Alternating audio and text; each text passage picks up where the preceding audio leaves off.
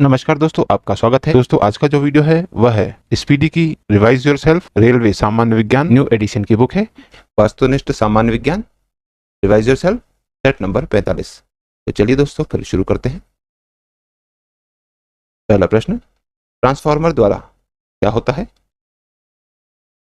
दोस्तों, ट्रांसफार्मर द्वारा एसी वोल्टता का उच्चयन या अपचयन होता है। अगला प्रश्न नंबर 2, फ्यूज के तार का पदार्थ कैसा होना चाहिए? दोस्तों, फ्यूज के तार का पदार्थ निम्न गलनांक का होना चाहिए।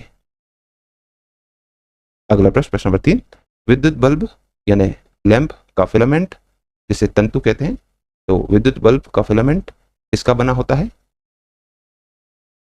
दोस्तों, विद्युत बल्ब का फिलामेंट यानी तंतु टंगस्टन का बना होता है। अगला प्रश्न नंबर 4, परमाणु प्रभावी की त्रिज्या कितनी होती है?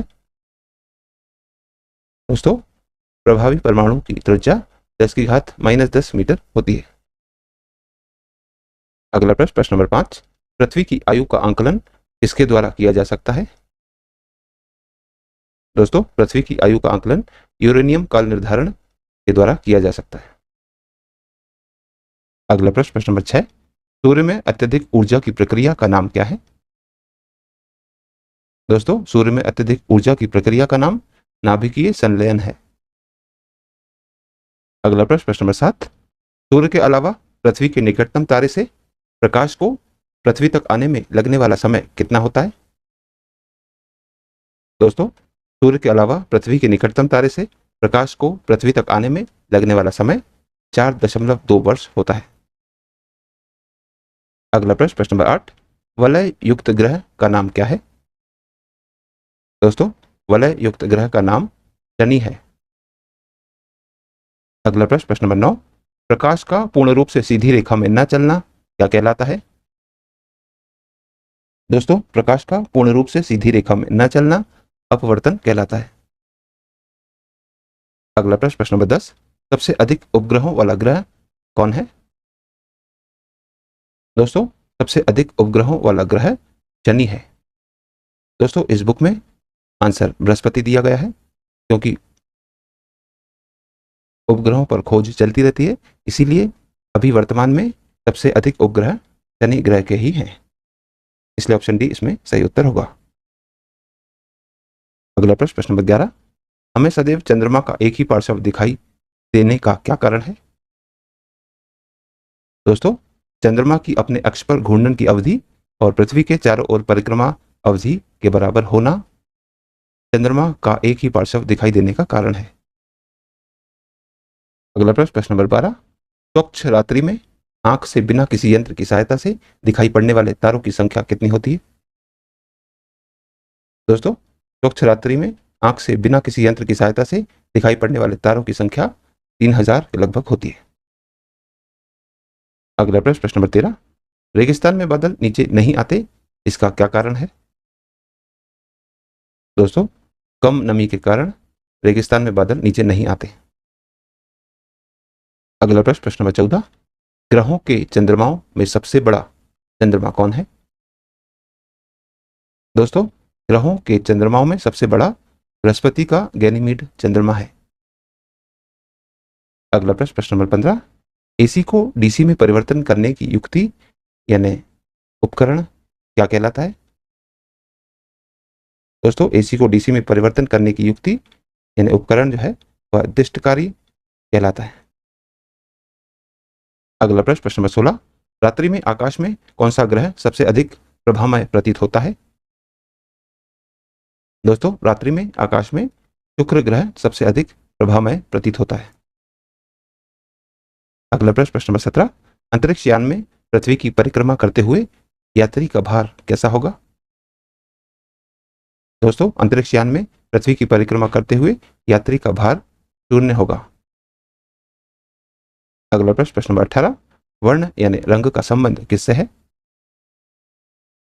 दोस्तों, वर्ण यानी रंग का संबंध आवृत्ति से है। अगला प्रश्न नंबर 19, रंगीन टीवी के पर्दे पर विभिन्न रंग किन प्रकाश रंगों के मिश्रण से प्रदर्शित होते हैं? दोस्तों, रंगीन टीवी के पर्दे पर विभिन्न रंग लाल, हरा और नीला प्रकाश रंगों के मिश्रण से प्रदर्शित होते हैं। अगला प्रश्न, प्रश्न नंबर 20, निम्न में से कौन सी सदिश नहीं है? दोस्तों, इनमें ऊर्जा सदिश नहीं है। ऊर्जा एक अदिश राशि है और बल, वेग और संवेग ये सभी सदिश राशियां हैं।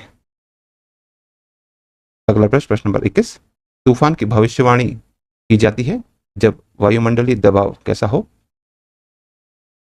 दोस्तों, तूफान की भविष्यवाणी की जाती है जब वायुमंडलीय दबाव अचानक गिरता है। अगला प्रश्न, प्रश्न नंबर 22, कोबाल्ट 60 आमतौर पर विकिरण चिकित्सा में प्रयुक्त होता है क्योंकि यह क्या उत्सर्जित करता है? दोस्तों, कोबाल्ट 60 आमतौर पर विकिरण चिकित्सा में प्रयुक्त होता है क्योंकि यह गामा किरणें उत्सर्जित करता है। अगला प्रश्न, प्रश्न नंबर 23, प्रकाश के वेग की तुलना में रेडियो तरंगों का वेग कैसा होता है? दोस्तों, प्रकाश के वेग की तुलना में रेडियो तरंगों का वेग एक समान होता है। अगला प्रश्न, प्रश्न नंबर 24, जल के हिमीकरण होने पर इसका ताप कैसा होता है? दोस्तों, जल के हिमीकरण होने पर इसका ताप कम होता है। अगला प्रश्न, प्रश्न नंबर 25, केपलर ने खोज कर ज्ञात किया कि ग्रहों की परिक्रमा की कक्षाओं की आकृति कैसी है? दोस्तों, केपलर ने खोज कर ज्ञात किया कि ग्रहों की परिक्रमा की कक्षाओं की आकृति दीर्घवृत्तीय है। अगला प्रश्न, प्रश्न नंबर 26, अंतरिक्ष यान के उच्च परिक्रमा कक्ष से निम्न कक्ष में आने पर उसके वेग पर क्या प्रभाव पड़ता है? दोस्तों, अंतरिक्ष यान के उच्च परिक्रमा कक्ष से निम्न कक्ष में आने पर उसका वेग कम हो जाता है।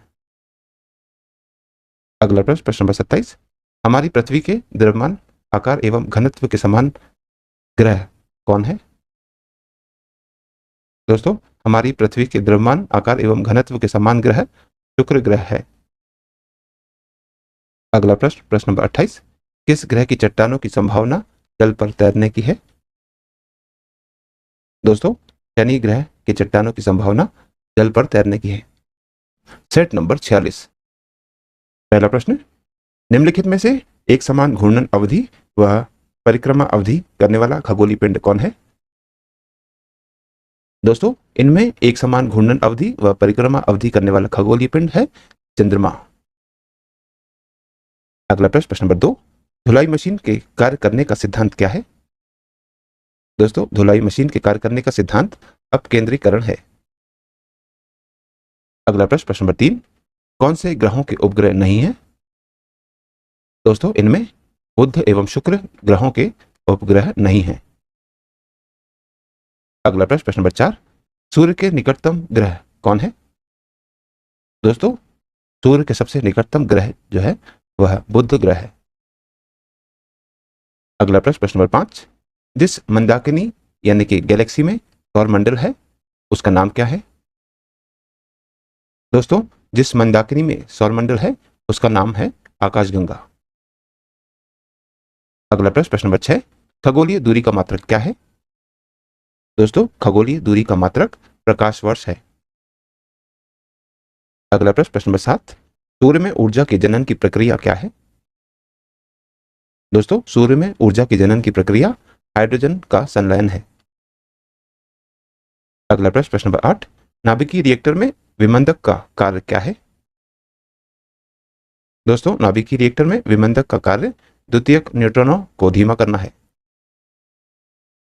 अगला प्रश्न, प्रश्न नंबर 9, रेडियो कार्बन काल निर्धारण तकनीक का प्रयोग क्यों किया जाता है? दोस्तों, रेडियो कार्बन काल निर्धारण तकनीक का प्रयोग जीवाश्मों की आयु निर्धारण हेतु किया जाता है। अगला प्रश्न, प्रश्न नंबर 10, रेडियो समस्थानिक क्या है?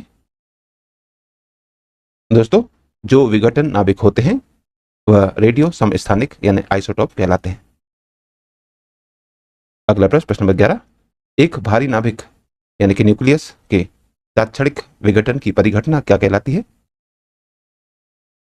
दोस्तों, एक भारी नाभिक के तात्क्षणिक विघटन की परिघटना विघटन नाभिक यानी रेडियो एक्टिविटी कहलाती है।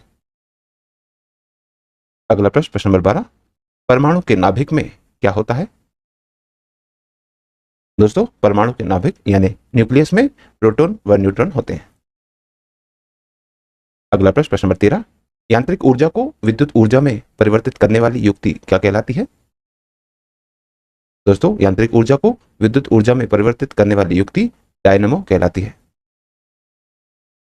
अगला प्रश्न, प्रश्न नंबर 14, कंप्यूटर हेतु आवश्यक आईसी चिप सामान्यतः किससे निर्मित होते हैं?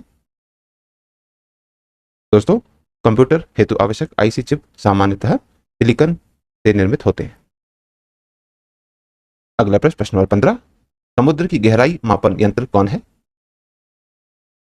दोस्तों, समुद्र की गहराई मापन यंत्र फैदोमापी या फैदोमीटर है। अगला प्रश्न, प्रश्न नंबर 16, मैक संख्या का संबंध किससे है? दोस्तों, मैक संख्या का संबंध वायुयान के वेग से है। अगला प्रश्न, प्रश्न नंबर 17, पुरुषों की अपेक्षा स्त्रियों के स्वर के तीक्ष्ण होने का कारण क्या है? दोस्तों, पुरुषों की अपेक्षा स्त्रियों के स्वर की तीक्ष्ण होने का कारण उनके स्वर की उच्च आवृत्ति है। अगला प्रश्न, प्रश्न नंबर 18, कैमरे का कौन सा भाग मानव नेत्र के दृष्टिपटल यानी कि रेटिना के सदृश है? दोस्तों, कैमरे का वह भाग है फिल्म जो मानव नेत्र के दृष्टिपटल यानी कि रेटिना के सदृश है। अगला प्रश्न, प्रश्न नंबर 19, इंद्रधनुष का बनना वायुमंडल में विद्यमान जल की बूंदों द्वारा प्रकाश का क्या प्रभाव है? दोस्तों, इंद्रधनुष का बनना वायुमंडल में विद्यमान जल की बूंदों द्वारा प्रकाश का परिक्षेपण व पूर्ण आंतरिक परावर्तन दोनों ही है। अगला प्रश्न, प्रश्न नंबर 20, पूर्ण सूर्य ग्रहण में सूर्य का कौन सा भाग दिखाई देता है? दोस्तों, पूर्ण सूर्य ग्रहण में सूर्य का क्रीट यानी कि कोरोना भाग दिखाई देता है। अगला प्रश्न, प्रश्न नंबर 21, उबलते यानी कि खौलते पानी की अपेक्षा भाप से अधिक झुलस होती है, क्यों? दोस्तों, उबलते पानी की अपेक्षा भाप से अधिक झुलस होती है क्योंकि उबलते पानी की अपेक्षा भाप में अधिक ऊर्जा होती है। अगला प्रश्न, प्रश्न नंबर 22, ताप स्थायी यानी कि थर्मोस्टेट वह युक्ति है जो किस लिए प्रयुक्त होती है? दोस्तों, ताप स्थायी यानी कि थर्मोस्टेट वह युक्ति है जो ताप नियमन हेतु प्रयुक्त होती है। अगला प्रश्न, प्रश्न नंबर 23, जब ध्वनि एक माध्यम से दूसरे माध्यम में प्रवेश करती है तो क्या अपरिवर्तित रहता है? दोस्तों, जब ध्वनि एक माध्यम से दूसरे माध्यम में प्रवेश करती है तो उसकी आवृत्ति अपरिवर्तित रहती है, जबकि चाल, आयाम और तीव्रता बदल जाती है।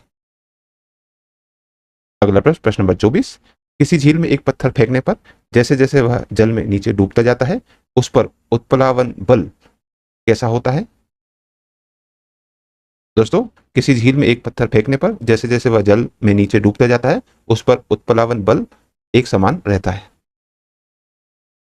अगला प्रश्न, प्रश्न नंबर 25, किसी पिंड का अधिकतम भार कहां होगा? दोस्तों, किसी पिंड का अधिकतम भार निर्वात में होगा। अगला प्रश्न, प्रश्न नंबर 26, किसी पिंड का वेग 2 गुना होने पर उसकी गतिज ऊर्जा पर क्या प्रभाव पड़ता है? दोस्तों, किसी पिंड का वेग 2 गुना होने पर उसकी गतिज ऊर्जा 4 गुनी हो जाएगी। अगला प्रश्न, प्रश्न नंबर 27, भू स्थिर या तुल्यकालिक उपग्रह यानी कि जो स्टेशनरी सैटेलाइट के घूर्णन का आवर्तकाल कितना होता है? दोस्तों, भू स्थिर यानी तुल्यकालिक उपग्रह जियो स्टेशनरी सैटेलाइट के घूर्णन का आवर्तकाल 24 घंटे का होता है। अगला प्रश्न, प्रश्न नंबर 28, नदी में तैरता जलयान जब समुद्र में जाता है तो क्या स्थिति रहती है? दोस्तों, नदी में तैरता जलयान जब समुद्र में जाता है तो वह थोड़ा सा ऊपर उठ जाता है। तो दोस्तों, आज की इस प्रश्नावली में कुल 28 प्रश्न थे जो हमारे द्वारा पूर्ण कर लिए गए। और दोस्तों, यदि आप इस YouTube चैनल पर नए हैं तो चैनल सब्सक्राइब कर लीजिए, वीडियो को लाइक किया कीजिए तथा इसे अन्य लोगों के साथ भी शेयर कीजिए। तो दोस्तों, मिलते हैं अगले वीडियो में अगली प्रश्नावली के साथ। तब तक के लिए नमस्कार।